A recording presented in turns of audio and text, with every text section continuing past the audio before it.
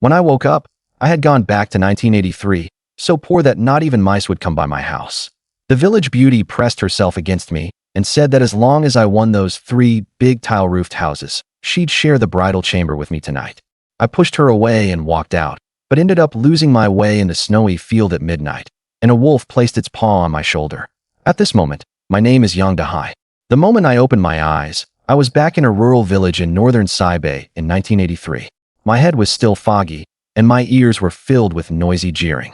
The smell of cheap soap drilled straight into my nose, and then, my right arm sank into something soft, firm and full. I looked down and saw a girl pressing tightly against me. Her cotton-padded jacket was thick, but she still had all the curves in the right places. And under the dim yellow light, her face looked so tender you could pinch water out of it. Chunner, the prettiest girl in Kaodini. Play your card, Dahai. What are you spacing out for? Several playing cards were slapped onto the table, kicking up a cloud of dust. The room was thick with smoke. More than a dozen people crammed onto the Kong, with the smell of stinky feet, pipe tobacco, and men's sweat all mixed together. So choking it made your head ache. Above us, that 15-watt tungsten bulb swayed unsteadily, its dark red light making everyone's faces blurry, as if seen through a layer of filthy frosted glass. Tonight's stakes were huge. Chunner had made it clear, so long as I, Dahai, could win those 3 blue brick, tile-roofed houses from Zhao Sanha, she'd share the bridal chamber with me tonight. A few grown men howled and egged me on until their voices cracked. Dahai, what, you got no guts? Chunner is putting it all on the line, and you're still putting on airs? Ha ha ha. Chunner, don't just rub those big buns of yours against Dahai. He's still a virgin. He can't take it. The laughter shook the wolf felt tacked over the window so hard that dust kept sifting down. Chunner's face was red like sunset clouds, and she leaned in another fraction. I steadied myself and abruptly pulled my arm free. That strange yet thrilling sensation vanished, and my reason instantly returned. Chunner's face turned deathly pale in an instant. Brother Heisey, what do you mean? I glanced at her and said, Miss Chunner, please move aside. The room went quiet for a second, then erupted in laughter. I ignored the laughter behind me, got off the Kong, put on my shoes, pushed open the door, and left. Behind me, Zhao Sanha's gloomy gaze hooked onto Chunner like a claw, but I had no time to worry about it. The October wind of northern Saibai was like icy blades, whipping hard snow pellets against my face. I wrapped my old white fleece sheepskin coat tighter around me, worn inside out, shivering like crazy from the cold. I had left in such a hurry just now that I didn't even grab the pile of small bills I'd won on the table. This tattered coat was all I had on me. I'd spent a full 30 years in Sanya, with the sea breeze blowing, fishing boats running, and soaking in the infinity pool of a hillside villa. Life had been like heaven. Then one sleep later I got thrown back 40 years, so poor that not even mice would visit my house. I threw back my head and cursed viciously, and every dog in the village started barking along, one after another like a relay race. After trudging along for what felt like ages, I started feeling more and more that something was wrong. There wasn't a single house around, not even a light in sight. Only thigh-deep reed grass rustling loudly in the wind. I slapped my forehead. Damn it, I went the wrong way. This wasn't the road home at all. This was heading deeper into the meadow outside the village. I had just turned around to head back when a wolf howl came from the distance. With one awoo, it drifted back and forth across the empty wilderness, sending chills down my spine. My scalp practically exploded. I quickened my pace, but before I'd gone far, my shoulders suddenly sank. 2 furry, massive paws landed on them, and I could feel all 10 sharp claws even through my sheepskin coat. Then a wave of rank, scorching hot breath blasted the back of my neck, huffing and puffing, carrying the stench of rotting flesh. A wolf on my shoulders. In that instant, all the blood in my body turned cold. My mind flashed through 800 thoughts like an electric shock, and in the end, only one remained. I sure as hell didn't want to be chewed alive like an all-you-can-eat buffet. As if possessed, I suddenly dropped my body low, lightning fast grabbing the 2 furry paws on my shoulders with both hands, then thrust my head upward and jammed it hard against its chin. Using the strength of my waist and core, I let out a muffled grunt and hoisted that wolf right onto my back. This was an old life-saving trick of northern frontier hunters, something my old man from my previous life had taught me. And who would have thought that even after 40 years, the muscle memory was still there? The wolf's hind legs went crazy, scrabbling wildly at my sheepskin coat, making ripping sounds. The sound of its claws scraping the coat set my teeth on edge. But the inside-out sheepskin coat was thick, and it couldn't claw through it. I didn't dare let go, so I took off running toward the faint lights in the distance. Wind and snow poured into my collar, and my lungs felt like they were on fire, my legs growing weak from running. But I didn't dare stop for even a step. By the time the sky was just starting to lighten, I finally saw our family's 2 shabby adobe rooms. A few pinkish-purple clouds floated along the duck-egg blue horizon. The distant mountains and the nearby village were all shrouded in a layer of milky white morning mist, quiet as a painting. I was drenched in sweat, my head buzzing, and I nearly collapsed onto the ground. "What the hell are you doing? What V you got on your back?" A loud male voice rang out behind me. It was my older brother, Yang Dashin. I was almost in tears, my throat tightening. "Bro, hurry up." Yang Dashin stepped closer for a look, and his face instantly turned green. "You carried a wolf back? Good lord. A wolf? It's really a wolf? Then hurry up and beat it to death." My brother found a firewood stick and swung it at the wolf's head, then found a piece of scrap wire and bound the wolf's mouth up tight. My hands had clenched so hard my knuckles had gone stiff, and it took a long while to pry them loose. With a thud, the wolf fell to the ground, and I plopped down beside it, staring at it eye to eye. While skinning the wolf, Yang Dashin scolded me. "You really are something. You ran off to gamble and ended up carrying back a wolf. This wolf has to weigh over 100 gene. You weren't afraid it'd turn around and bite your throat out." I thought to myself, I was so fucking scared I nearly pissed myself, but my body moved on its own. Maybe that's the blood of the northern frontier people awakening in me. My brother worked fast, slitting it open, draining the blood, and removing the organs, and in no time he had the wolf cleaned up completely. A whole wolf pelt was stretched across the door plank, sleek and glossy, and still looked pretty intimidating. He chopped the wolf meat into pieces, stacked them on the snow, and covered them with a straw mat. This wolf meat could sell for dozens of yuan. Yang Dashin calculated, his eyes shining. The forestry farm canteen buys wild game and pays more than the price of pork.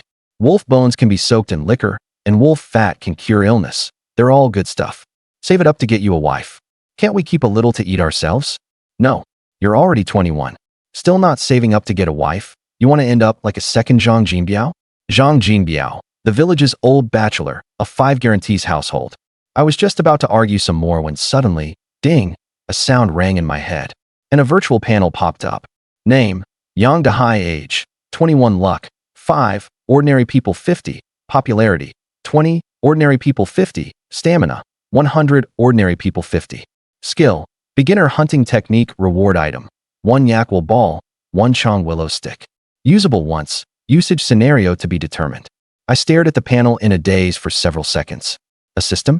Ever since I transmigrated last night, this lousy system had been as quiet as if it were dead, and now it finally popped out. No beginner gift pack, no AI voice assistant, and all I get is a beginner hunting technique, plus a ball of yarn and a stick?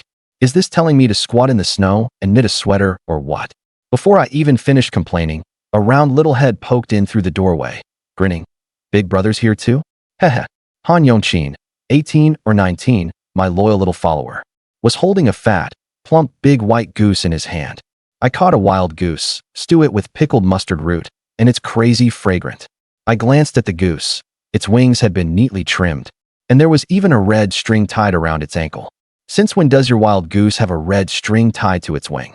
Hurry up and return it to its owner. Bro, didn't you say before that anything that ends up in our hands is wild and ownerless? Get lost. We're eating wolf meat today? Before I could shove Han Yongqin out of the yard, the front gate was kicked open with a bang. Yang Dahai, fuck your mother. The one in front was called Zhang Renbao, just over 20, with a fleshy, brutish face. More than a dozen people followed behind him, surging into the yard aggressively, crunching the snow underfoot. Without a word, I stepped forward and grabbed him by the collar, put strength into one hand, and lifted him straight off the ground. A strapping young man of 150 or 160 gene felt like a little chick in my hand. Zhang Renbao's feet left the ground. His face flushed the color of liver, his legs kicking wildly. Let go. Cough, cough. If your mouth gets filthy again, I'll cut out your tongue, believe it or not. My voice wasn't loud, but my tone was gloomy. The dozen or so people in the yard all shut up, as quiet as a flock of startled quail. My brother hurried over to smooth things over, and when I loosened my hand, Zhang Renbao flew 2 meters away and landed with a thud in the snow, clutching his tailbone and groaning. He climbed back up, a red mark cinched around his neck, and even his voice had lost half its force. Yang Dahai, Was it you who reported us last night? Reported what? Stop playing dumb. The more he spoke, the angrier he got, spit flying everywhere. No sooner had you run off than the police came to bust the gambling. We all got taken down, and you were the only one who got away. You didn't even take the money you'd won off the table. Tell me, if it wasn't you who reported us, who else could it have been? I let out a cold laugh, my voice not loud, but everyone in the yard heard it crystal clear. Bullshit. If I were going to report you, would I have waited until now? If I hadn't left last night, I'd be squatting in the station right now too. You got busted, and instead of looking for the reason in yourselves, you came to my place to throw your weight around? I sounded far too confident, and most importantly, this unruly, fearless air of mine was completely different from that wimp young Dahai had been before. For a moment, the dozen or so of them looked at each other, and not one dared say a word. Yang Dashin struck while the iron was hot. All right, we're all fellow villagers here. Don't make a scene over something with no proof. Everybody disperse. Zhang Renbao shot me a vicious glare, covered his neck, and left with his men. Before leaving, he tossed out a "just you wait," but his voice was clearly lacking confidence. Just as my older brother was about to teach me a lesson, our neighbor Annie Zhang San had already jogged all the way to his house. My sister-in-law Sun Xiufan was sitting cross-legged on the kong, darning socks for the two children. The stove fire was burning brightly, the aluminum kettle was hissing with steam, and a boy and a girl lay side by side on the kong, with only their little heads showing. Their cheeks were rosy, and they were sleeping soundly. Auntie Zhang San lifted the door curtain and came right in, her eyes shining, her face full of excitement at the commotion. Xiufan, hurry and go take a look. Your troublesome Dahai has caused trouble again. He got into a fight with people, more than a dozen of them. Sun Xiufan's needle and thread never stopped, and she didn't even raise her head. Although this little brother-in-law of hers was always causing trouble every few days, she was his sister-in-law, and she had watched him grow up since childhood, so she couldn't let outsiders laugh at the Yang family. She put down the socks, grabbed her cotton-padded jacket and scarf, and headed out. Auntie Zhang Sen chased after her, shouting, "I'm telling you, don't be too kind-hearted. Stay farther away from that troublemaker." Sun Xiufan didn't slow her steps, her cotton shoes crunching in the snow. Where did my little brother-in-law get into this fight? Right there in his two doghouse rooms. Sun Xiufan gave Auntie Zhang Sen a long look, her gaze calm, but for some reason Auntie Zhang Sen immediately shut her mouth. With a lift of the door curtain, Sun Xiufan stepped into the wind and snow. Auntie Zhang Sen froze for a second, then wrapped her cotton-padded jacket tighter and hurried after her. "Hey, Xiufan, wait for me. There's no reason to miss a good show. You say I reported you to the police. What evidence do you have? Without evidence, that's slandering a good person. I'm going to the police to report you." Yang Dahai stood with his hands behind his back, without the slightest smile on his face, colder than the snow in the yard. Zhang Renbao was indignant. "If it wasn't you, then who was it? Everyone who was playing cards that day is here, and you were the only one who ran off early. Damn, what a bunch of idiots." After cursing, Yang Dahai asked Zhang Renbao, "Let me ask you, how far is our Kaodini Yingzi from the township?" "Huh, what's that got to do with anything?" Someone nearby with a quick mouth immediately answered, "More than 60 li. So what? Heh. So you all know it's more than 60 li away. From the time I left to when the police comrades came to arrest people for gambling, according to what you're saying, it wasn't even an hour. May I ask you thickhead fools, do I fucking know how to ride a somersault cloud? One flip and it's 108,000 li." But someone in the crowd was amused by Yang Dahai. "Damn, that little bastard's cursing at you and you're still laughing. Hurry up and shut up, keep quiet." By this point, Zhang Renbao had calmed down a little too. "Yeah, it's more than 60 li from here to the township, and it's not even flat open road. It's mountain paths with uphill and downhill stretches. Not to mention at night. Even in the daytime, riding a bicycle, you couldn't make a round trip in 1 hour." Knowing in his heart that he might have wronged the man, his eyes shifted, and he added, "Who said you reported it last night? Maybe, just maybe, you reported it long ago and had them lying in wait at that time." Yang Dahai was so angry he laughed. "Zhang Renbao, did the police confiscate your brain too? Was yesterday's gambling game my idea? Weren't I dragged into it by your whole bunch, pulling and tugging?" When Yang Dashin heard his younger brother say this, his face darkened too. "If anyone dares drag my Dahai into fooling around and gambling again, I won't be polite." As for exactly how he wouldn't be polite, Yang Dashin couldn't think of it for the moment. Everyone carefully thought over Yang Dahai's words and felt they did make some sense. But aside from Yang Dahai, there really didn't seem to be anyone else suspicious of making the report. While everyone was still thinking, Yang Dahai strode back into the house and brought out the whole blood-smeared wolf pelt stretched taut on the door panel. Open your eyes and take a good look. I came straight from Chunner's place last night and went directly to hunt wolves. Hwah! Hissed the crowd, sucked in a sharp breath. This, hunting wolves in the middle of the night? That's a first.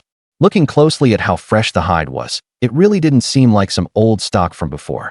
Yang Dahai guiltily rubbed his nose. He was absolutely not going to admit that he got lost and ended up with a wolf throwing a foreleg over his shoulder, and then carried the wolf on his back and ran around like mad for half the night. Too embarrassing, just too embarrassing. Creatures like wolves usually travel in packs, and wolves are recognized as vicious beasts. They usually come into the village to wreak havoc on livestock, and if they come across a lone person, they definitely won't be polite about eating them either. When hunters deal with wolves, besides the hunting rifles in their hands, they generally also need hunting dogs nearby to assist. Winter wolves especially, with little food out in the wild, are all so hungry their eyes turn blue. They're even fiercer than ever. Yang Dahai never even touched a gun normally, nor did he like going deep into the old forest. Supposedly when he was little, a black bear nearly licked his butt off and scared him half to death. So how had he, all of a sudden, managed to hunt a wolf barehanded? Someone picked up that wolf pelt and looked it over again and again, with an expression that was part envy and part jealousy, muttering nonstop. Hey, this hide is good. Not a tiny bit of damage on it. Huh, seriously? Dahai shot it through the eye with one shot? They thought Yang Dahai had fired a bullet straight through the wolf's eye and blown its head off on the spot. That wasn't just ordinary marksmanship. That was skill like hitting a willow leaf at 100 paces. And he did it at night.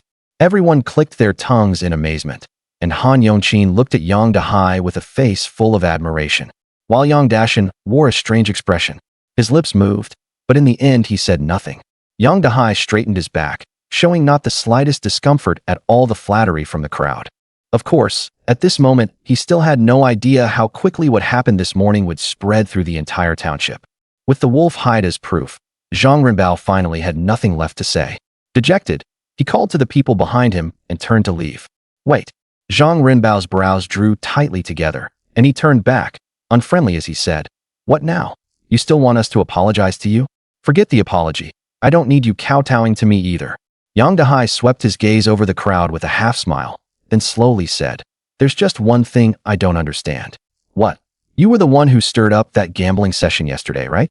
And it was at your house too. So why didn't the police who busted the gambling take you away? Or are you a thief crying catch the thief? Zhang Renbao was struck speechless at once. He couldn't exactly say that he had made his younger sister Zhang Chun'er take the blame, could he?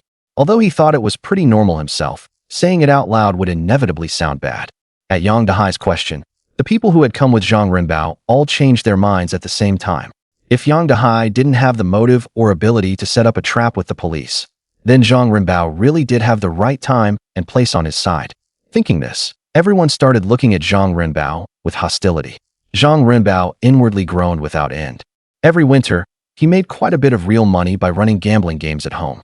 There weren't many households in Kaodian-Yingzi, but plenty of people came from the surrounding villages and hamlets. If his reputation was ruined, what would he rely on to make easy money in the future? Don't go talking nonsense. What kind of person I, Zhang Renbao, am. Who among you doesn't know? Why would I smash my own rice bowl? Hiss, put that way, it does make sense. The crowd also felt that Zhang Renbao had no need to do such a thing. Yang Dahai smiled and didn't continue speaking. Zhang Renbao quit while he was ahead. Afraid Yang Dahai might say something else unpleasant, he hurriedly led the group of suspicious people away in a bedraggled retreat.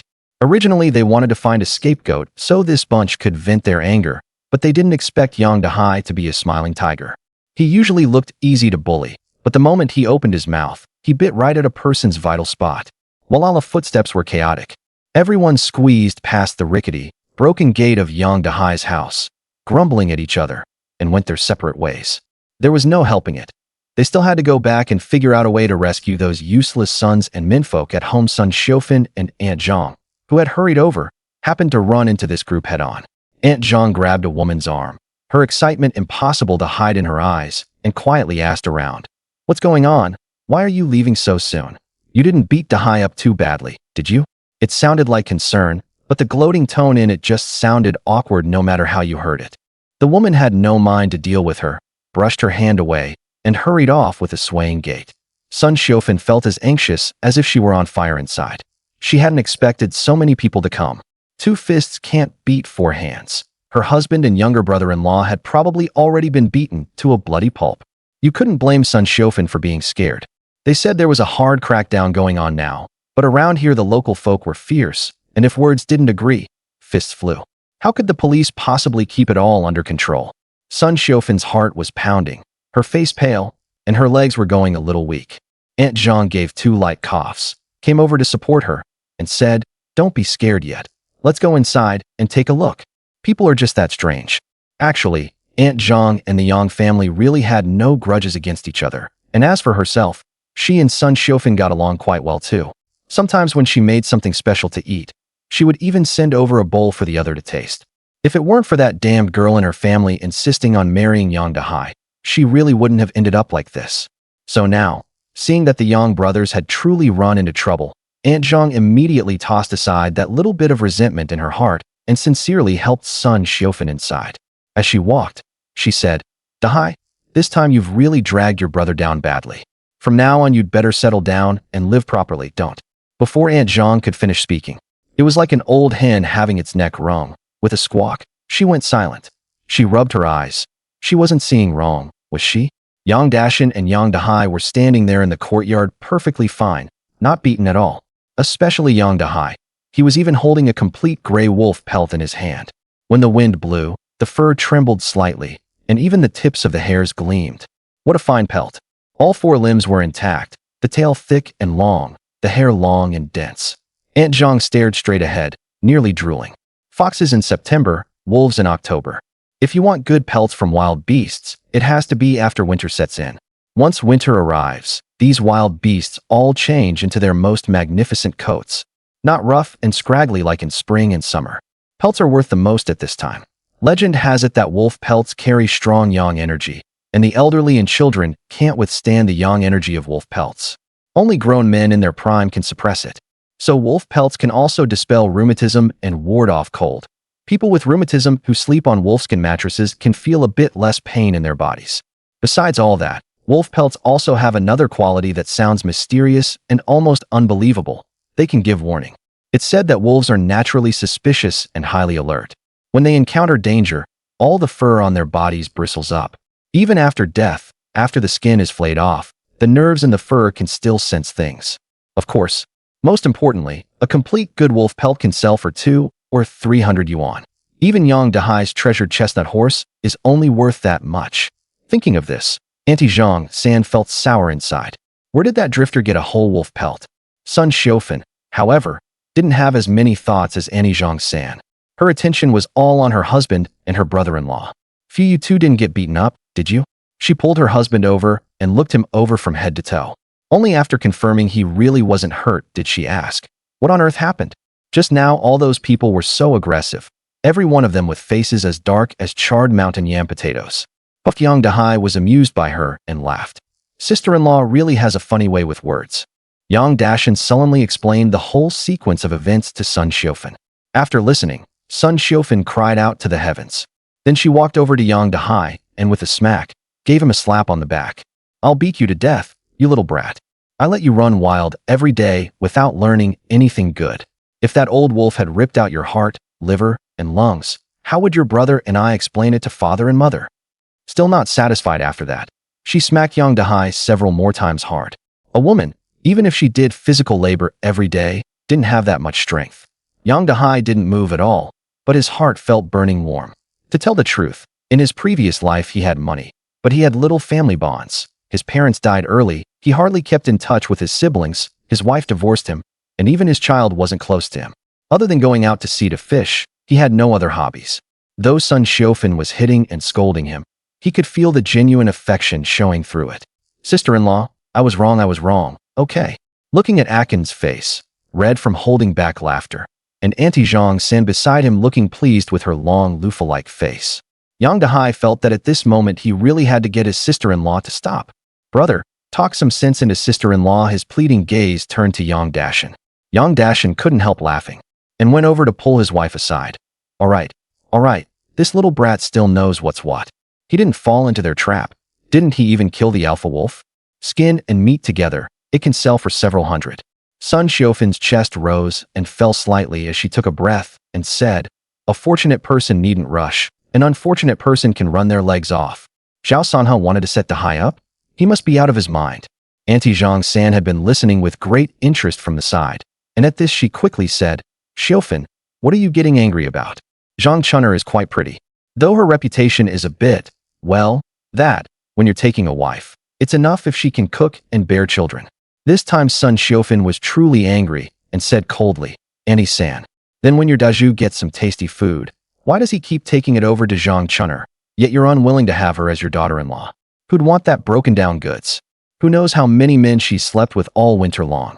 Auntie Zhang San curled her lip. She had been thinking that if she could match Zhang Chun'er with Yang Dahai, then the two troublesome kids in her own family could settle down and properly look for partners, killing two birds with one stone. "So you do know that." Sun Xiufan's face flushed red with anger, and she directly picked up the nearby worn-out broom and swept at the ground by Auntie Zhang San's feet. That was clearly a gesture to drive her out. For the sake of their past relationship, Sun Xiufan was too embarrassed to start cursing in the street. Auntie Zhang San hopped toward the door, muttering the whole way, "Why are you so angry? He's not your son. You'd better send him away quickly, so there won't be trouble later. Shut your mouth right now. Didn't brush your teeth after getting up this morning? Nothing but filth coming out of your mouth. No matter how bad our Dahai is, he's still better than your Daju. Zhang Chun'er chases after my Dahai all day long, trailing behind him. Your Daju could bring all the good food and drink in the world and still wouldn't amount to a fart compared to Zhang Chun'er. And your Xiaotsui too. You'd better keep a closer eye on her from now on." Sun Xiufan couldn't hold it in any longer. She threw down the broom, put her hands on her hips, and let loose with a barrage. Some bystanders watching the excitement were gossiping and laughing, pointing and gesturing. Third Aunt Zhang's old loofah-like face was red as she hurried home with a sway in her step. "From now on, you and I are done." Sun Xiufan also shouted one more thing at Third Aunt Zhang's retreating figure. This was a complete falling out. Yang Dashan remained calm and unbothered, not taking his wife's words to heart. Harsh as her words sounded, that's just her temper. The women in the family get along for 3 days and fall out for 2, but it doesn't count as truly tearing things apart. In a couple of days, once the anger fades, they'll find some excuse and make up again. That's what Yang Dashan thought, but Yang Dahai didn't think so. He was so moved by his mother, moved beyond words. This was a real sister-in-law. Overcome with emotion, Yang Dahai patted his chest and said loudly, "Sister-in-law, this wolf pelt is for you and my brother to use as a mattress, and we'll stew the wolf meat to eat." What? Like a clap of thunder out of nowhere, Sun Xiufan immediately blew up. "You good-for-nothing little brat. You really don't know how to run a household. Such a fine wolf pelt, and you want your brother and me to use it. You can really bear to part with it. And this meat too. You're not allowed to touch a single piece. Sell it all for me. Or what are you going to use to get a wife?" Yang Dahai immediately caved, and Yang Dashan burst out laughing beside him. Even Han Yongqin, who had been itching to get a share and eat a bite of wolf meat, wilted on the spot. "Well then, better quietly eat the wild goose I stole. Caught myself instead. I haven't had meat in days, and my mouth's gotten so bland I can hardly stand it." Setting Han Yongqin's little trick aside, just because of what Sun Xiufan said, Yang Dahai made up his mind in his heart. He accepted this big brother and sister-in-law for life. Yang Dahai was a man of deep feeling and true temperament. In his previous life, he loved making friends most and was never stingy with food or drink. After being reborn as Yang Dahai in the northern frontier, he still kept the same disposition. Not to mention a wolf. Even if it were a tiger today, he would be willing to eat it. Why? For the sake of the care his big brother Yang Dashan and sister-in-law Sun Xiufan had shown him. He was a good judge of character. His big brother clearly looked honest, kind, and hardworking. As for his sister-in-law, though she was a bit hot-headed, it was rare for her to care so wholeheartedly for her brother-in-law. Since his big brother and sister-in-law were now so firmly set on having him sell the wolf pelt and wolf meat for money, then sell them he would. After all, he had just taken a moment to look over his shabby home. With basins upside down and bowls all over the floor, only a thin layer of sorghum remained in the rice jar, and a few potatoes of different sizes were piled by the water jar. Once the wolf pelt and meat were sold, they could exchange them for some rice, white flour, oil, and vegetables to get by. Once he'd made up his mind, Yang Dahai agreed readily. "Fine, then we'll sell it all." Yang Dashan and Sun Xiufan exchanged a glance, both feeling a little uncertain. Why had Dahai agreed so readily this time? Or was he just agreeing verbally to placate the two of them first, only to stir up trouble again with Akin behind their backs? So Yang Dashin, who understood Yang Dahai's way of doing things very well, struck while the iron was hot. I know Masterly, the cook at the forestry station canteen. He can definitely get us a good price. Let's go right now, the two of us. Okay, big brother, come with me. Then, for your sake, they might offer a higher price.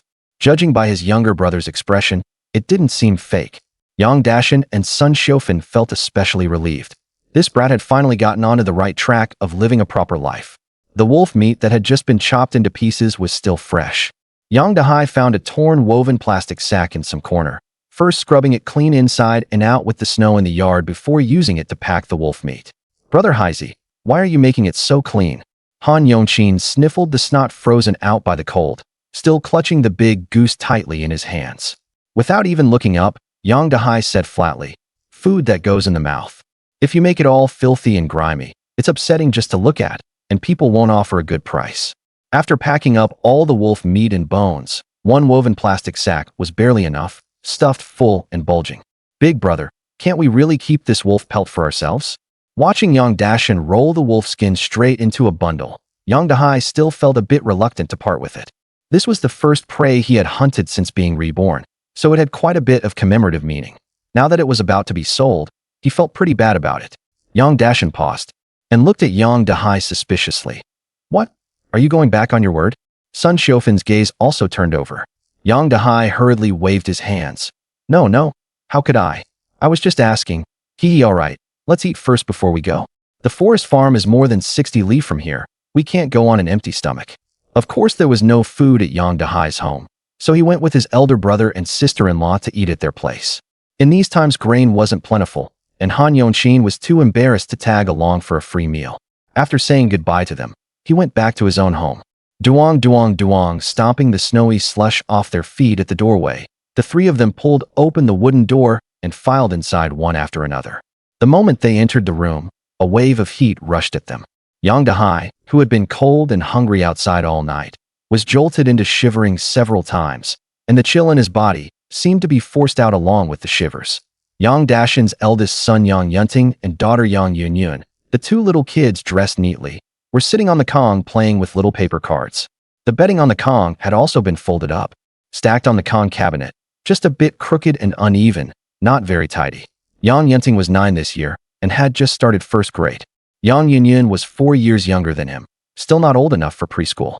Both little children were clean and neat, with round faces, big eyes, and fluttering eyelashes. One look, and anyone would find them especially lovable. Maybe it was just his imagination, but Yang Dahai always felt these two children looked a bit like his own children from his previous life. Dad, Mom, you're back? My little sister and I are both hungry. We each just ate a roasted potato. Yang Yunting stopped what he was doing, and when he saw clearly that Yang Dahai was the last one to come in, he immediately got excited. Uncle, what brings you here? Yang Dahai warmed his hands over the stove, and only then went into the inner room, lifting Yang Yunting high up in one go. What? You don't welcome your uncle coming over? Haha, welcome. Very welcome. Yang Yunting felt like the top of his head was about to touch the ceiling, and the tiny print on the newspaper pasted over it was clear as day. I want to be lifted high too. The little girl Yang Yunyun tossed the little stones in her hand onto the Kong and bounced up and down, asking her uncle to lift her too. All right, uncle will take you on an airplane ride.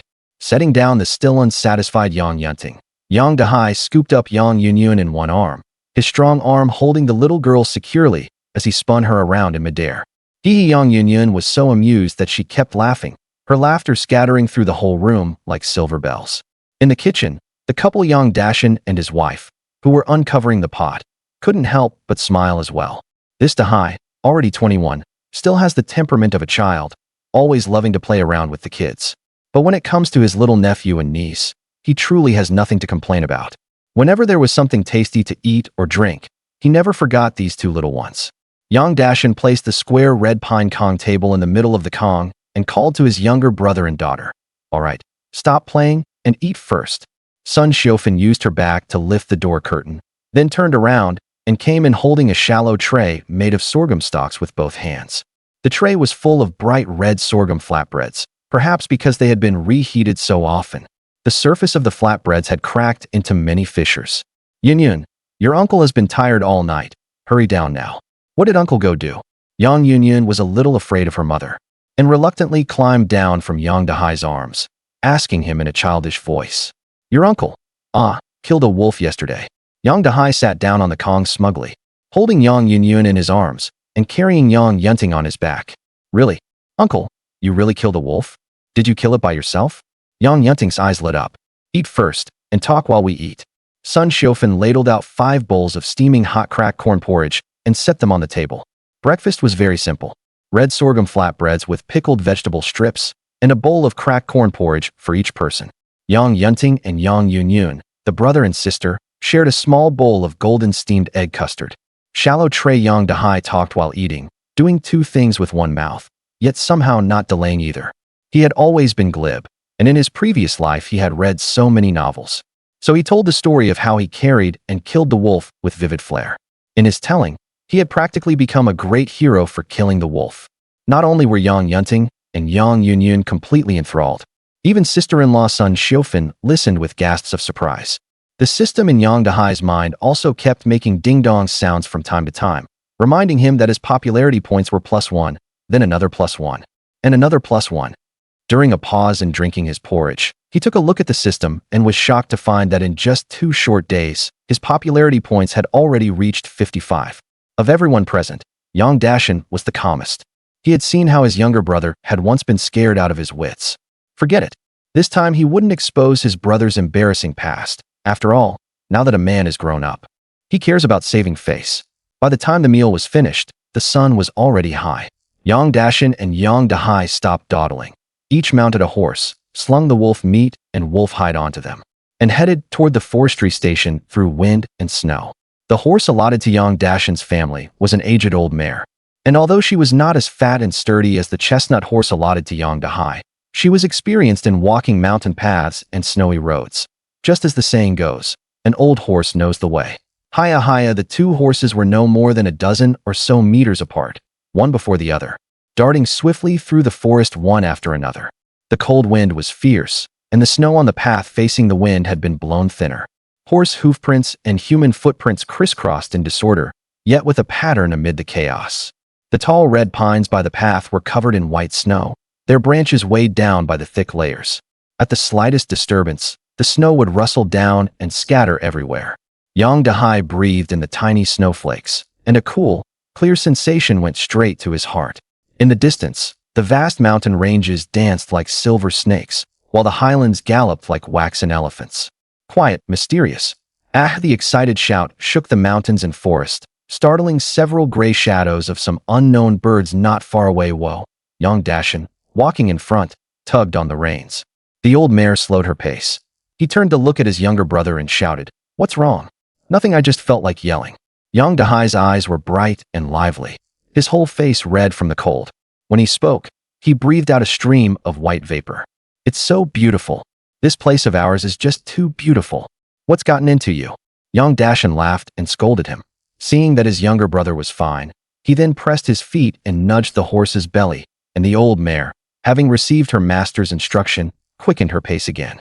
The snowy road of more than 70 li took about a little over 3 hours, and by the time they reached the forest farm, it was already 3 in the afternoon. Huanghuiling state-owned forest farm was directly under the Provincial Forestry Bureau, with a total of more than 3,000 employees.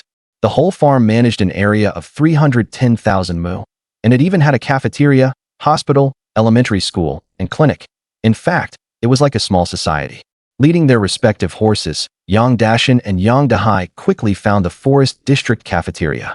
It was a row of 10 single-story rooms, with thick yellow pine used for the window and door frames, set with glass polished to a gleam, though a layer of white fog had formed around the panes. They guessed food was being prepared inside.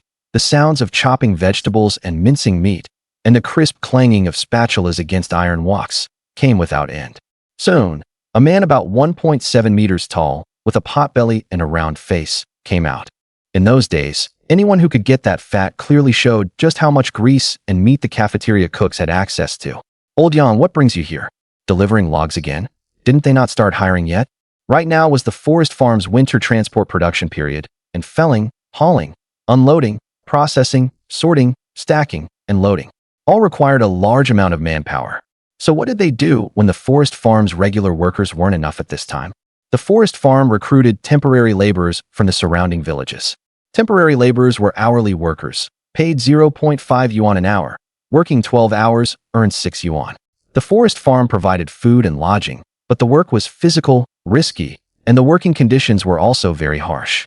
But for farmers, if they worked like this for 2 months, then by year's end, they could bring home more than 140 yuan from the forest farm, enough to buy meat, sugar, and liquor, and enough to get new clothes for the children and elders too, so the whole family could happily celebrate a prosperous new year. Men just had to endure a bit more hardship. After all, they had to support the family. Yang Dashan had worked as a temporary laborer before. Not just him. All the able-bodied men of Kaodini had worked as temporary laborers at Huanghualing Forest Farm. At that time, there were still production teams, and half of the money earned during those 2 months as a logger had to be handed over to the production team to buy work points. Only the remaining half belonged to oneself. Even so, everyone fought to come. Yang Dashan was honest and dependable, quick and capable, and had helped Masterly before, so the two had become acquainted. Brotherly, they really haven't started hiring yet. Yang Dashan smiled like a chrysanthemum. He had been keeping an eye on this matter too. Then you are here for? Ah, it's my younger brother. He killed the alpha wolf, and that made me think of you, Brotherly. I wanted to ask if our forest farm cafeteria buys wolf meat. Hearing this, Master Li's slightly squinting little eyes, squeezed by the flesh around them, lit up. We do. Why wouldn't we? Recently, the folks from the security section haven't been reliable, and the game they bring back has been getting less and less. It just so happens that Director Qian wants to entertain guests and specifically asked for a table of game dishes. And I was worrying about where to get so many different kinds of wild game meat. Yang Dashan was overjoyed at this, and Yang Dahai was quite happy too. He opened the glass fiber sack.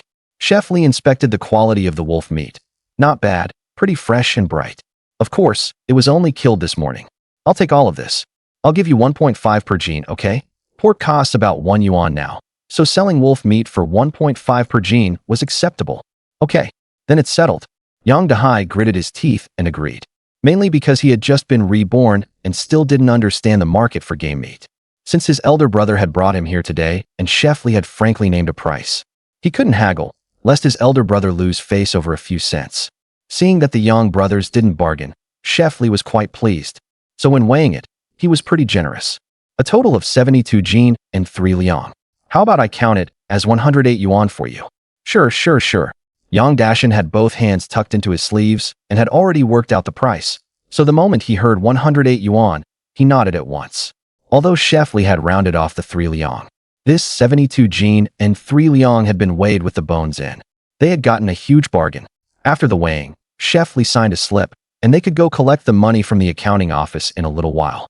Yang Dahai helped carry a bag of wolf meat into the kitchen. Chef Li followed behind, chattering to Yang Dashan. This wolf meat, if it isn't cooked properly, turns tough and stringy, and it also has a rank smell.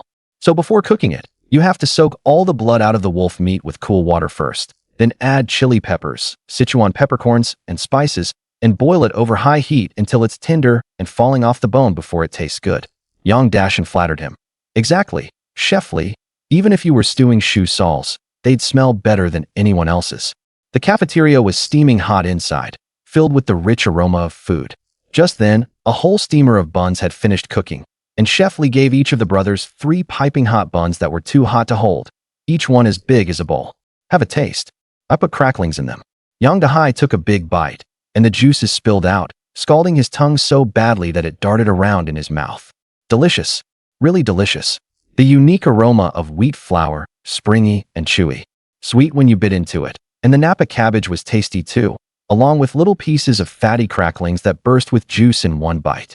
Like a starving ghost, Yang Dahai didn't care how hot it was, and quickly swallowed 1 bun. Yang Dashan's table manners were no better. Chef Li watched happily from the side. Well, my skill at seasoning the filling isn't bad, right? Nothing to criticize. With your skills, even at the 4 big buildings you'd be top tier. Yang Dahai gave a thumbs up. Chef Li was even happier now. The 4 big buildings were the city's 4 large state-run restaurants with building in their names. Large in scale and high in class. Being able to go in and eat a meal there was definitely a symbol of status. Anyone who could work there as a head chef had absolutely top-notch culinary skills. The flesh on Chef Lee's face trembled as he laughed, delighted. Coming out of the forest farm, Yang Dahai had a small stack of brand-new black Great Unity bills tucked in his clothes, and several still-warm big buns wrapped in oiled paper. Since they hadn't sold the wolf pelt, Yang Dashin felt a bit regretful. Yang Dahai comforted him. "We'll sell it at the procurement station in the city tomorrow." What do you know? The procurement station in the city drives prices down hard. For this wolf pelt, a private buyer would pay over 200, but the procurement station would give at most 100 yuan. Phew, that's quite a big difference. Yang Dahai slapped the horse's rump. "Hiya," the chestnut horse snorted, its hooves flying and kicking up a spray of snow. "Then let's go to the city tomorrow and look around, and check the market first." Yang Dashin had no other choice and could only do this. By now it was almost 4 o'clock. The dim yellow sun was about to sink into the sea of forest. Dusk was closing in all around, and the cold wind kept howling. And not far away came the clanking sound of a train in motion. This was the train transporting logs down the mountain. They had just fed the 2 horses and given them water at the forest farm. And the 2 horses had caught their breath, so they ran with exceptional vigor. By the time they got home, it was already completely dark. Lights were coming on one after another in the households in the settlement. And through the windows, they could see clusters of warm yellow light. At Yang Dashin's home, Yang Yunting and Yang Yunyun were playing a game on the Kong, while Sun Xiufan sat at the head of the Kong, busy with something in her hands, though who knew what, and from time to time she glanced outside. Finally, 2 familiar figures entered the yard. "Oh my, you're finally back." Sun Xiufan said it aloud, and at last her heart settled down. The 2 brothers went into the house, took off their fur hats and fur coats, and sat by the stove to warm themselves. Sun Xiufan tossed 2 more pieces of pine kindling into the stove, and the fire burned even brighter. "Hiss, so warm." Yang Dahai sat contentedly by the fire, leaning his back against the wall, stretching out his long arms and legs. Home is still the best. Yang Yunyun and Yang Yunting had already stopped their game and ran over to cling to Yang Dahai. When Sun Xiufan saw that her husband had brought the wolf pelt back again, she froze for a moment and asked, "Why didn't you sell it?" We only sold the wolf meat. We'll go to the city and sell the wolf pelt tomorrow." "Oh, then how much did the wolf meat sell for?" 1 yuan 50 per jean. TSK, that's a good price. Pork outside without ration coupons is only 1 yuan 30 per jean. Sun Xiufan beamed with joy. Yang Dahai took out 108 yuan and handed it to his sister-in-law. "Sister-in-law, you keep this money." "Huh, why give it to me?" Sun Xiufan was stunned. "You 2 have covered quite a bit for me before. I can't even calculate exactly how much, so you should take this money first." Yang Dahai searched his memory a little. Back then he was always stirring up trouble, nicking a chicken from one household today and stealing a duck from another tomorrow, and if he got caught and had to pay compensation. In the end it was always his elder brother and sister-in-law who paid. That was what his sister-in-law knew about.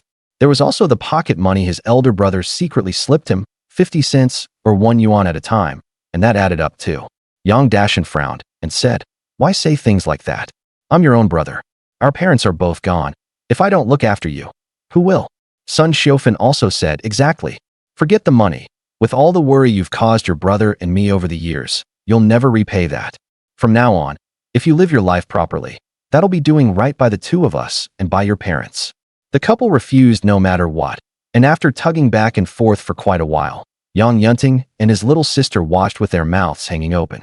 "Then let's not talk about repaying money for now. My brother helped me kill the wolf, skin it, and take me to sell the wolf meat, so we should split this money in half." Yang Dahai was truly out of ideas, so he simply stopped bringing up repaying the money. Yang Dashin still disagreed, and Yang Dahai's face fell at once. "Take it or leave it. If you don't want it, I'll take it and go gamble." Hey, how can you?" Yang Dashin got anxious and started to stammer a little. Sun Xiufan directly took the share of money Yang Dahai pushed over. "Fine, I'll save this money for your future wife." As she spoke, she hesitated and then said, "How about letting me keep your share too? Don't really go gambling again." "That's not happening. I have other uses for it." Yang Dahai grinned, showing his big white teeth, and put the money back into his pocket.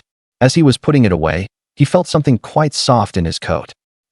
I almost forgot about the big buns stuffed with Napa cabbage and pork cracklings." He hurriedly took them out for his nephew and niece. "Come see what this is." "Wow, big steamed buns." The 2 children cheered. Each took one, but just as they were about to put them to their mouths, they stopped again. Yang Dahai was puzzled. "Why aren't you eating?" Yang Yunting handed the bun to Sun Xiufan. Mom, you break it apart so everyone can share. So that was why? For such young children to resist eating it all by themselves showed that his elder brother and sister-in-law had raised them well. Yang Dashan was also very gratified and took out 2 big buns wrapped in oiled paper from his coat. There are more here, you two eat. Sun Xiufan took all the buns. They feel a little cold to me. If you eat them like this, you'll get a stomachache. I'll warm them up on the stove for you. This kind of roasted bun was different from Xinjiang baked buns. It simply meant reheating cold mantou and buns over the stove fire. Once both sides were roasted golden and crisp and the filling inside was hot too, they had a unique flavor. Something like this. The 2 children had already eaten, but once the buns were warmed up, each of them polished off another big bun. Sun Xiufan brought out the food warming in the pot for the 2 brothers. Then she looked at the bowl of plainly stewed cabbage and potatoes with hardly any oil, gritted her teeth, felt around in the cupboard, took out 3 pale white eggs, peeled a scallion, and scrambled a bowl of eggs on the stove. Yang Dashan took half a bottle of baijiu from the cabinet and poured himself and his younger brother each a small cup. Siup, 1 mouthful of liquor went down, followed by a chopstickful of soft, fragrant, lightly crisp eggs. And Yang Dahai was so pleased he squinted his eyes shut. The 2 ate, taking a sip of liquor and a bite of food while chatting. Beside them, Sun Xiufan took a dustpan and shelled dried corn. Clatter, clatter, the golden corn kernels fell into the dustpan, constantly making crisp sounds. Dahai, in a couple of days the forest farm will be hiring temporary workers again. Come up the mountain with me. Work hard in the mountains for 2 months, and with the money from selling the wolf hide and wolf meat, it should be about enough to bride a wife.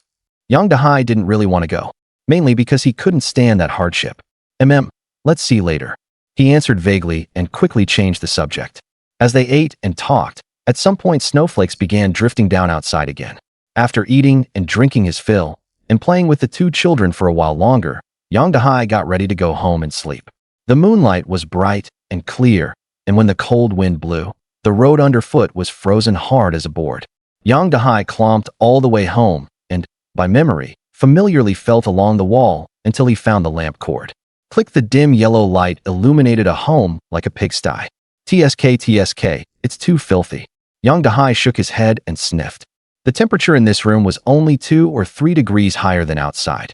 He used a wire hook to lift the stove lid, and sure enough, the fire had long since gone out. What kind of life is this? He muttered to himself as he went outside and carried in a basket of split kindling pine and grabbed some dry corn cobs. First, he stood the firewood upright in the stove chamber, then added the corn cobs for tinder. Scratch, he struck 2 matches and tossed them in. Before long, the corn cobs caught fire, and little orange-yellow flames kept dancing. The pine kindling was rich in resin, so the moment it met fire, it whooshed into flame at once. Yang Dahai found a dented, shriveled-looking kettle, smeared all over with black soot. In disgust, he wiped it clean inside and out with cold water before filling it with water and setting it on the stove. There was no helping it. If he wanted to sleep tonight, he had to tidy up this pigsty of the original owner's home first. Otherwise, there was no way he could lie down in it. While waiting for the water to boil, Yang Dahai tucked both hands into his sleeves and carefully looked the place over inside and out. It was a 3-room adobe house with 1 bright room and 2 dark rooms. Not only were the walls made of adobe, but the floor inside the house was dirt too. The east room had a kong and a wardrobe and looked like where people lived. The middle room served as both the main room and the kitchen, while the west room was piled with all sorts of messy odds and ends. How the hell is this a place for people to live in? Even a pigsty is cleaner than this. With a sigh, Yang Dahai found a broken basin and a rag, mixed the boiled water with cold water, rinsed the rag clean, and resigned himself to start wiping down the kong. Speaking of it, this guy really had it pretty rough. In the dead of winter, there was only a torn kong mat spread on the kong, without even a kong quilt. There was a greasy, grimy bundle of something that looked like bedding tossed carelessly on the kong. First he wiped the kong clean, then took apart the stretched quilt cover, the quilt cover fabric, the bedsheet, and the pillow towel and pillowcase, rubbed soap onto them, and soaked them in the big basin. As the fire in the stove grew stronger, the temperature in the room gradually rose, and sweat actually broke out on Yang Dahai's forehead. Hiss, this kong is scorching his butt. Yang Dahai had originally been sitting on the head of the kong, using a large needle to tease at the newly mended quilt cover, but as he sat there, he started to feel as if his butt were on fire. He first shifted himself a bit toward the end of the kong, then after thinking about it, He moved the freshly changed bedding from the head of the Kong to the end of the Kong too, afraid that the temperature at the head of the Kong would get too high later, and set his only quilt on fire. Young Dahai was tall, so standing on the Kong, he cleaned off the soot hanging on the walls and ceiling, then swept the floor clean.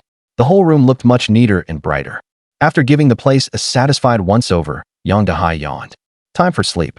Bathing wasn't possible under the circumstances, so Young Dahai mixed hot water in the big basin, shut the door tight, stripped naked, and used a towel to wipe himself clean from top to bottom. Set into the wardrobe was a long glass mirror rusted around the edges. Young Dahai observed this young, sturdy body in the mirror, pinched the muscles on his arm, then patted his firm little belly, his gaze drifting downward. In short, not bad. Young Dahai was very satisfied. He had just gotten dressed when he heard someone knocking outside. Knock knock knock. Hi ZG, you home? Open up. Quick. Young Dahai listened carefully. It sounded like Han Yongqin's voice. What are you doing here? As soon as the door opened, Han Yongqin, carrying something in his hand, darted inside with a whoosh. I came to have you stew the goose. Hey, why is the room so clean? Han Yongqin's eyes widened as he stared in disbelief at the bright and spotless room. Even the corners and crevices looked so neat and tidy. Young Dahai frowned. Didn't I tell you to return the goose? Han Yongqin looked thoroughly unhappy. He really had intended to return the goose this morning. But just as he reached the Zhang family's gate with the woven plastic sack on his back, he ran straight into the foul-faced ground cannon. Of course, ground cannon was just a nickname Han Yongqin had secretly given her. Her real name was Lu Aihua, the mother of Zhang Renbao and Zhang Chun'er. She was in her 40s this year, still quite charming. You little brat, always sneaking around and never learning anything good. What are you doing coming to my house today with such a big sack?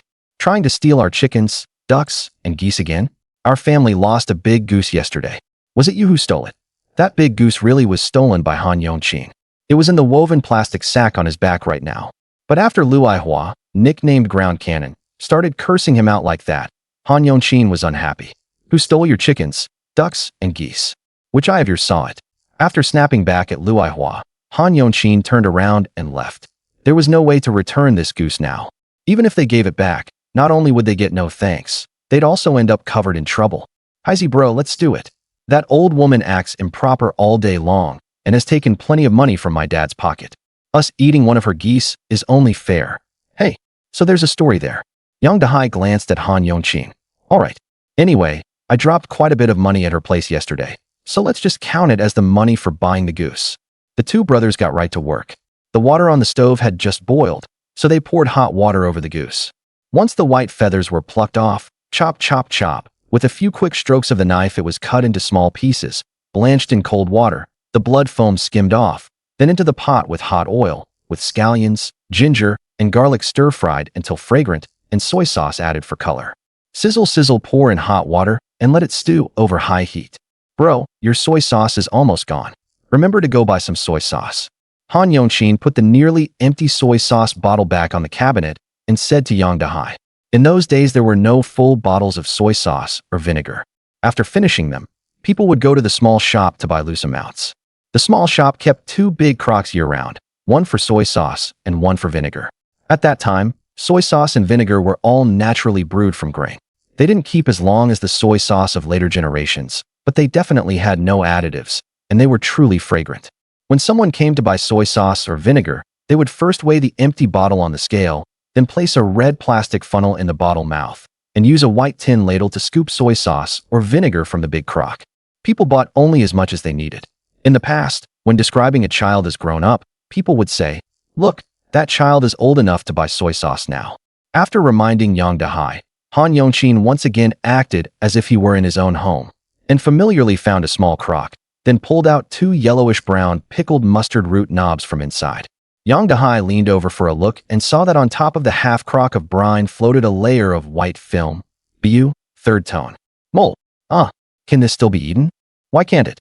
Mustard root stewed with goose tastes insanely good. With one swift motion of Han Yongqin's knife, he cut the mustard root into small chunks, rinsed off some of the saltiness in cool water, and dumped it all into the iron pot at once. Bubble bubble white steam billowed up, and before long it came rushing out, drilling straight into the 2 men's nostrils. It smelled so good it'd be best to steam some corn cakes too and dip them in the broth. The 2 exchanged a glance and immediately got moving. But after searching for quite a while, they still couldn't find any white flour or cornmeal. In the dead of night, with the howling cold wind outside sounding like wolves and ghosts, the room inside was warm and steamy, filled with white mist and a mouth-watering aroma. The iron pot stewed goose was cooked down thick and sticky. Once it hit the mouth, it was so good you could almost swallow your tongue. Although it was a bit of a pity that they didn't have any steamed cakes, the two still ate until their mouths were shiny with grease. Han Yongqin sucked the oil off his fingers, his face full of lingering satisfaction, and sighed. Damn, this is so fragrant. Yang Dahai also thought it was pretty tasty. He frowned and kicked Han Yongqin. Stop sucking your fingers. That's disgusting. I'm sucking my left hand. I use my right hand to wipe my butt. Blurred shut up. After the meal, Han Yongqin quite proactively helped scrub the pot and wash the dishes. He even used a broom to sweep the firewood splinters scattered on the ground into a pile and dump them into the stove before finally heading home to sleep. Actually, he had originally planned to make do for the night at Yang Dahai's place. But Yang Dahai kicked him in the butt, barred the front door, and drove him out. Bro, are we going to the township to have some fun tomorrow or not? Han Yongqin craned his neck and shouted inside through the window. We'll talk about it tomorrow. Hurry up and go home to sleep.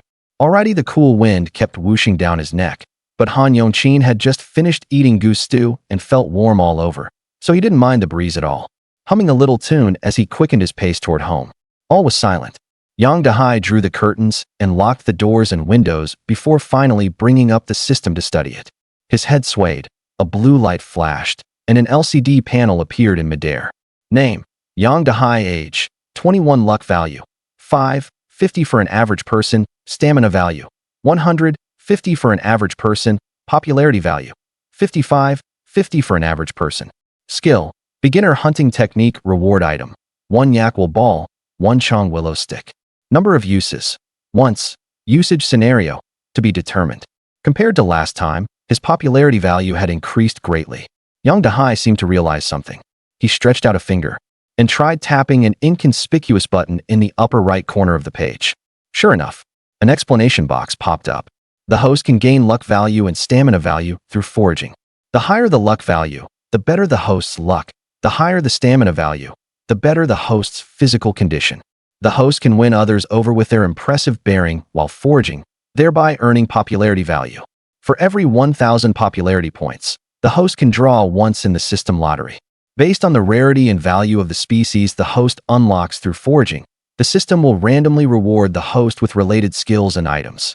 Yang Dahai more or less figured out the system style. This so-called impressive bearing while foraging was basically just showing off. He had accidentally killed a wolf and shocked his elder brother, sister-in-law, nephew, niece, as well as Annie Zhang San, Zhang Renbao, and a whole bunch of others, so his popularity value had been rising rapidly. Popularity value could also be used for a lottery draw. It was just that he didn't have 1,000 popularity points yet. So for the time being, he still couldn't try the lottery. After studying the system, Yang Dahai looked at his luck value, far below that of an average person, and could only sigh. No wonder he was unlucky enough to run into a wolf riding his shoulders. But as the old saying goes, blessing leans on misfortune, and misfortune hides within blessing. He had also gained the beginner hunting technique skill thanks to that wolf. Beginner hunting technique. Just as the name suggests, it consisted of some relatively basic knowledge and skills related to hunting. All kinds of hunting knowledge that he had never known before kept flashing through Yang Dahai's mind. And little by little he drifted off to sleep. The next day, Yang Dahai woke up, lifted a corner of the curtain, and saw it was bright outside. The sun shone on the snow in the courtyard, reflecting a dazzling light. His so cold. The fire in the stove had long since gone out, the Kong was cold, and the air in the room was chilly too. Enduring the cold, Yang Dahai hurriedly pulled on his clothes any old way, jumped down from the Kong, and lit the stove. The flames blazed up, and before long the room warmed up. Woo woo woo. After waiting a little longer, the kettle on the stove began to whistle. The water had boiled. He poured half a basin of hot water, then used a gourd ladle to scoop cold water from the vat to mix in. Only when the temperature was right did he start washing his hair and face. Bro, Heisey bro, are you up yet? Han Yongqin came in pushing his bicycle with a creak. Why are you up so early? Yang Dahai opened the door for Han Yongqin while drying his hair with a towel. Aren't we going to the township? Let's go now. If we go too late, we'll have to come back after playing for only a short while. Okay, let's go right now. Han Yongqin's father, Han Jiangwo, was the timber scaler at the forest farm, a regular employee. and his family's circumstances were among the very best in the village. So his family owned one of the village's only 2 bicycles. The other one belonged to Zhang Rinbao's family. But it was said that his family's bicycle coupon and the money to buy the bicycle had also been funded by Han Jiangwo. Han Yongqin pedaled the bicycle with all his strength, while Yang Dahai sat on the back seat holding the wolf pelt in his arms. As the wheels rolled, they left deep ruts in the snow, stretching continuously into the distance. Huangyaga Township. The two first went to the purchasing station. Afraid the bicycle might be wheeled away by someone, Han Yongqin braced it outside with his long legs and waited, while Yang Dahai lifted the blue cotton door curtain and went in to ask the price. "Hey, young fella, what are you planning to sell? Want grain coupons?" At this moment, 2 people wearing fur coats and dog fur hats with the fur turned outward walked over, leaned close to Han Yongqin, and asked in low voices. Han Yongqin often came to the township for fun and knew that this bunch were dealers in grain coupons. By 1983, the dual-track economic system had already been implemented, and although there was a free market that had evolved from the black market, the goods there were all relatively expensive, and the regular grain coupons, cooking oil coupons, cloth coupons, and industrial goods coupons were not officially abolished until 1992. There were many people in rural households, and when they didn't have enough grain to eat, they would use chickens, ducks, geese, eggs, or other agricultural sideline products from home to exchange with city people for grain coupons. Meanwhile, urban workers with formal jobs, especially dual-income families, often couldn't use up all their grain coupons, and if they were short of money, they would sell them. This buying and selling created huge business opportunities, and thus grain coupon peddlers came into being. Grain coupon peddlers made astonishing profits by buying from one hand and selling to the other. Of course, they were also taking a huge risk. If they got caught, it would be the crime of speculation and profiteering, and they could be sent to prison. They liked hanging around in front of the purchasing station because the chances of making a deal were high. The people who came to the purchasing station to sell goods were all villagers from the nearby mountains. Once they had money in hand, they were willing and able to buy grain coupons. If they didn't buy them, it was because they had no money. Han Yongqin's family wasn't short of food, so he refused directly. The 2 men in dog fur hats didn't get angry and wandered off to the side again, tucking both hands into their sleeves as they continued watching for the next potential customer who might appear.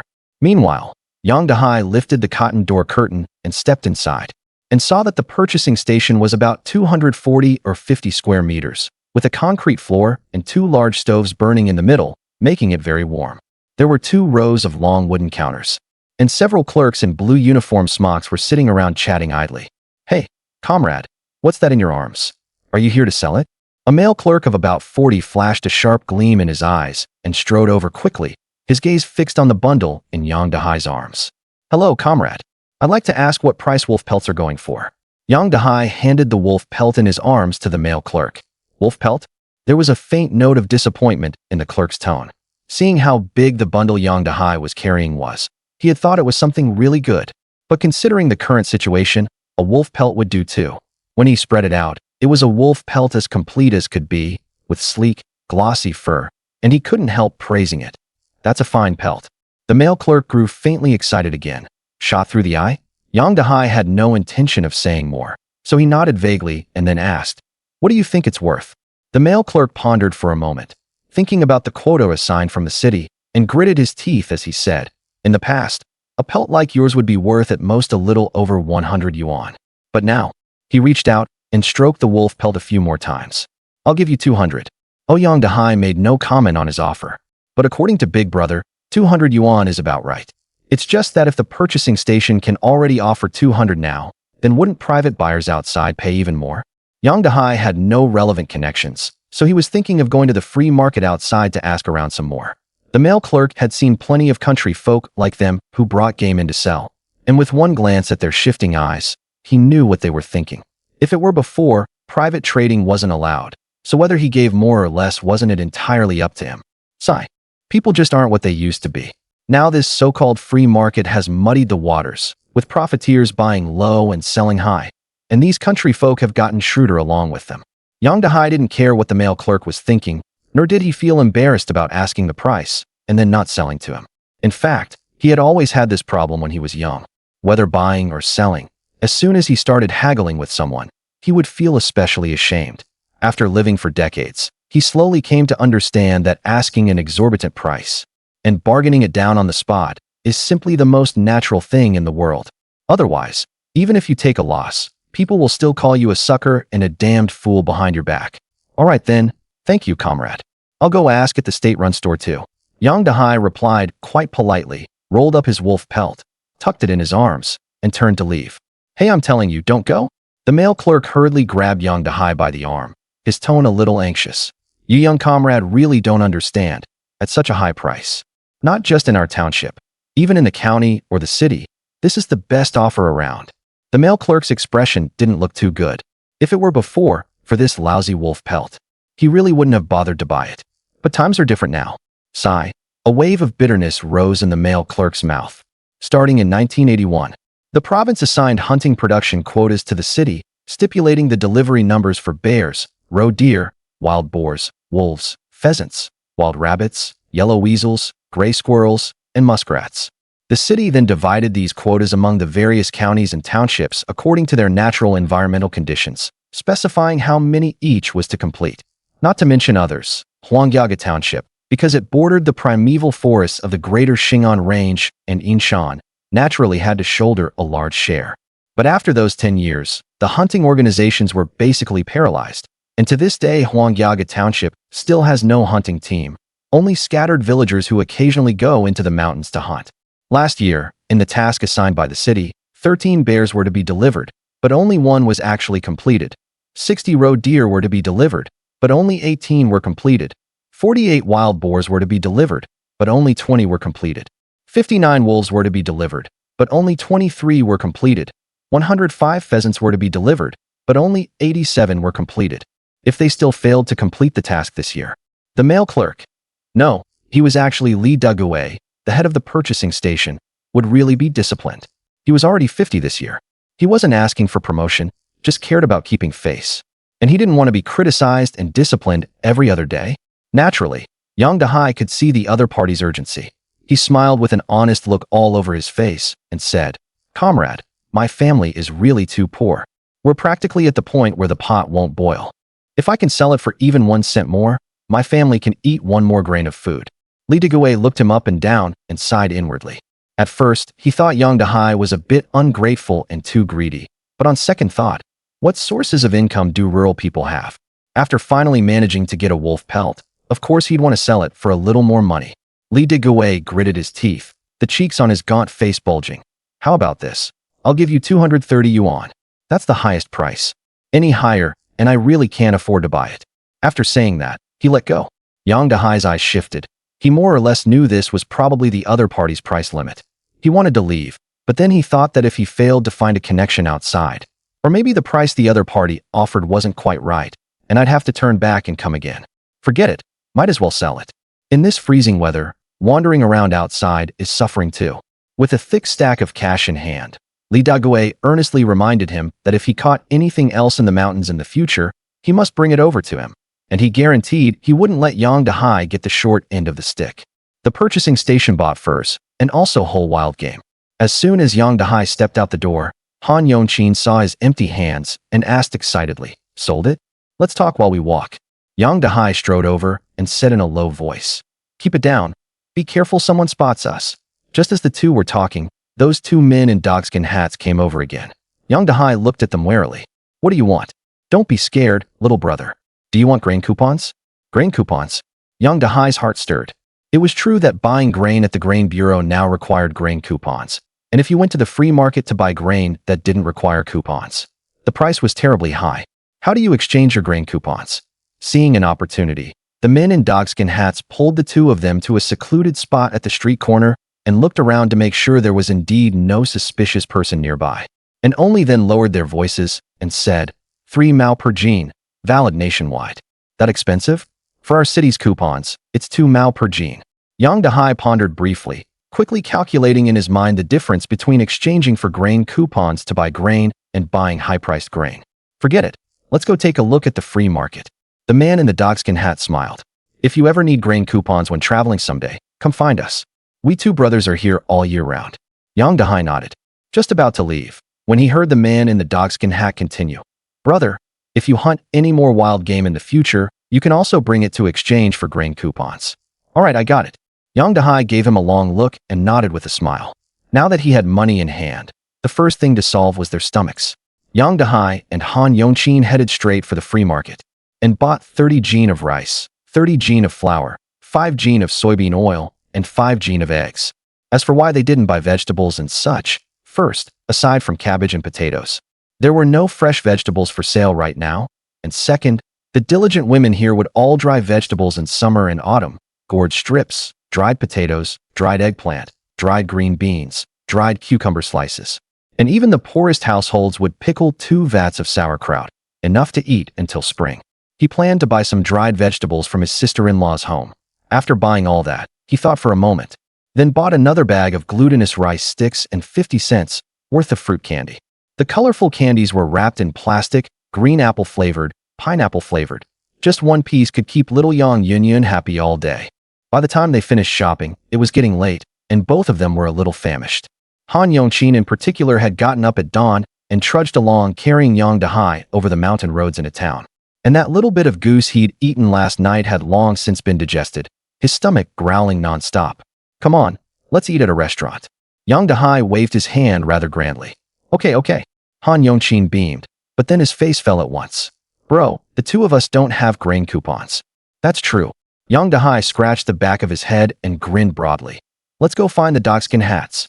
The two of them successfully exchanged for grain coupons from the men in dogskin hats, then went to the state-run restaurant and feasted heartily.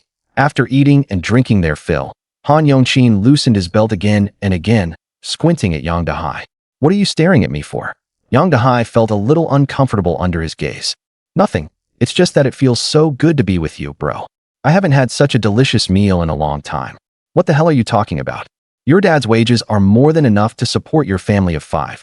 Han Yongqin sighed, his eyes full of melancholy. No matter how good dog meat is, it can't be stuck onto a wolf. Yang Dahai fell silent. Han Yongqin's mother died of illness when he was 4 or 5 years old. To take care of the child, and also to have a woman keep the house in order, Han Zhangwo quickly arranged to remarry. Han Zhangwo was a regular worker at the forest farm, and the log scaler's job wasn't tiring either. Unlike those rough men doing manual labor, when he went out he looked like an office worker, very respectable in appearance. Soon people started setting him up, and Han Zhangwo picked and chose over and over, only to end up falling for a young widow with a son. The young widow hadn't really used any other tricks. She just put together a table full of fine food and drink one night, and softly urged Han Zhangwo to drink. Once he started drinking, he got completely drunk, and the two of them rolled onto the same Kong bed. When the young widow Jin Limei had just married into the Han family, she was extremely hardworking, handling everything inside and outside the home, and she treated Han Yongqin well too. Her own son wore an old padded jacket in winter, so stiff it was like a board, sniffling from the cold, yet she gave Han Yongqin a soft new padded jacket with new lining, new outer cloth, and new cotton batting. This went on for 2 years. Han Zhangwo was reassured, and Han Yongqin also treated her like his real mother. And all the neighbors around praised her for being such a good stepmother, saying there was none like her in heaven and few on earth. By the time Han Yongqin gradually grew older and sensed that something was wrong, no one believed him no matter what he said, especially since he had gone astray and spent every day loafing around behind Yang Dahai. That drifter, his credibility was practically below zero. Later, Jin Limei also gave Han Zhangwo a little daughter, and Han Yongqin became even less welcome, virtually an outsider in his own home. Don't feel bad. You're grown now, and you can still build a good life for yourself. Yang Dahai rubbed Han Yongqin's messy hair and comforted him. Han Yongqin sniffed and said seriously, how about the two of us hustle grain ration coupons too?